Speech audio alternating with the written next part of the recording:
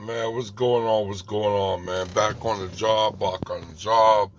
Definitely want to get up on here. Definitely want to talk about some things that's going on. Um, you know, the Derrick Chauvin's case trial finally somewhat concluded. The verdict was guilty. Um, that was basically like a pawn sacrificial lamb move that the state of Minnesota, as well as the city of Minneapolis, whatever, decided to take because they had a major heat about to come their way if they didn't get a guilty verdict. So that's kind of like something they need to get a guilty verdict. I think the real thing is the real question is what the sentence is going to be. Like I said, a few years ago, you had a black cop, African immigrant Somali, Muhammad Noor, shot a white woman by accident with Spooch. He was charging at him. He received 12 years in prison for it. So, in my recognition, it should be almost the same amount of time or more. Um, him getting less than 12 years is unacceptable. Um, if he gets more than 12 years, then I'll go on and say, okay, that's we got one down, many more to go. Um, but that's really what the sentence is going to be. They're going to give him 25 years of life, or they're going to give him uh 12 years, like Amber Goggle, even though like everything she was trying to say was accidental, but it was intentionally of how it went happen and whatever like that, and they gave her only 10 years, and that was under a black judge presiding, a black woman presiding. So I'm definitely going to have my eyes watched on the sentence phase of it and see what actual time you get. There's another scene that happened um, uh, that happened in Columbus. You had basically a black teenage girl got killed by the Columbus PD. They just released footage.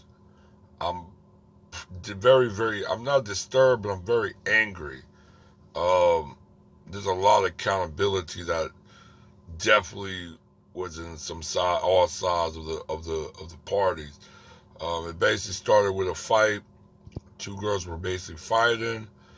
Um, but they said, I think the police claimed that the one girl that basically got killed, Malika Brown, or something like that, she had a knife and tried to stab the other black girl.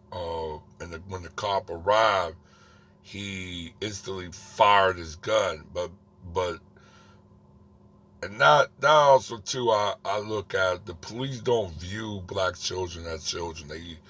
They really view them as like just like grown adults, and they use basically lethal force of any caliber to basically deal with them.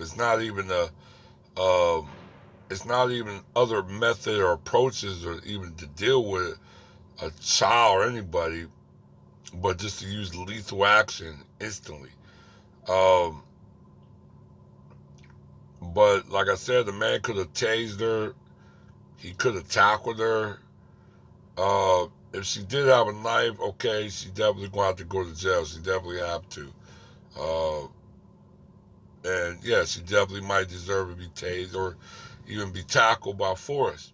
But to be gunned down in that manner, I don't know, it was right outside of her home, outside of the girl's home, but just to be gunned down in that manner was like totally uncalled.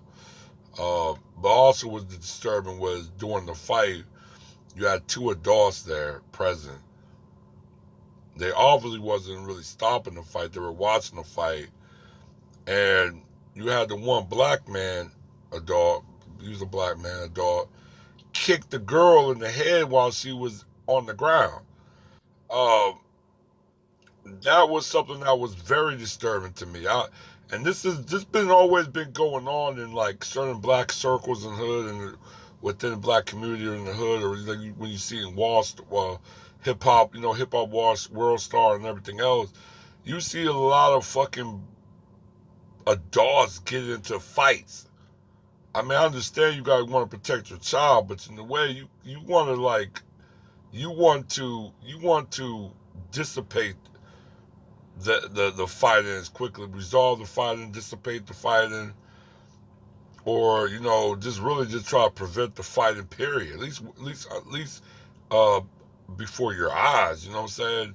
Just to see the fight. I mean, and then get into kicking the head, and all of a sudden you scream back because I don't know who that girl was to that a dog guy. I don't know if that was her father or what, but her uncle or cousin. But you kick the girl in the head, and you going to talk about when the police you going to scream and yell, oh, she's a child, but dog, you kicked another child in the head. So a lot of things I didn't like at all. Accountability was definitely missing there. I mean, the police definitely. I mean, like I said, he had a shoot first, ask question mentality on when he basically came on the scene. Um, you know, that's why I feel like maybe they need to have black really patrol their own fucking community, and whites just kind of patrol their own community because there's racial tensions right now to the point you can't really. I don't even want to have white cops patrolling any black neighborhood because it's going to be a fucking killing every other week or every other month. Especially the way they looking at black child, your black children, they gun them down left and right. In Ohio, the second child death by police within several years. And the irony is these both these killings came under a Democratic president. One was Obama, and the other one is Joe Biden, who actually walked away from a promise of doing a police reform or some type of major overhaul of the law enforcement. He walked away from it. So that just lets you know what the climate is going to be from now on. Um, with the anti-Asian, I think that campaign has almost ran its course, especially with what's going on with the vandalism of the Dante Rice memorial in L.A. Half of the people that vandalized and destroyed the memorial was basically Asian. So, but they ain't not talking about it. Media is not talking about it. Uh, Shout out to the black media and everybody talking about it. That's why I'm talking about it. But yeah, man, the anti-Asian that ran its course, man. It's no longer anti-Asian nothing now. It's back. It's back to anti-black and white supremacy and police brutality. It's right back where it needs to be back, and it needs to be dealt with. One.